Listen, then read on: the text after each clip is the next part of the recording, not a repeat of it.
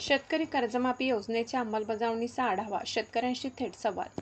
महाराष्ट्राचे मुख्यमंत्री देवेंद्र फडणवीस यांच्या नेतृत्वाखाली महायुती सरकारने सुरू केलेल्या पुण्यश्लोक अहिल्यादेवी होळकर शेतकरी कर्जमाफी योजनेच्या प्रभावी अंमलबजावणीसाठी माजी आमदार तथा भाजपा प्रदेश सरचिटणीस माननीय श्री सुनीलजी राणे, जालना जिल्हा मध्यवर्ती सहकारी बँकेचे अध्यक्ष श्री राहुल लोणीकर तसेच भाजपा नेते श्री सतीश घाटगे यांच्या प्रमुख उपस्थितीत अंबड तालुक्यातील गहिनीनाथ नगर येथे शेतकऱ्यांशी थेट संवाद साधण्यात आलाय. एवढी कर्जमाफी योजनेच्या अंमलबजावणी संदर्भात शेतकऱ्यांच्या अडचणी, प्रश्न आणि विविध त्रुटी जाणून घेण्यात आल्या. तसेच योजनेचा लाभ प्रत्येक पात्र शेतकऱ्यापर्यंत वेळेत, पारदर्शकपणे आणि प्रभावीपणे पोहोचावा.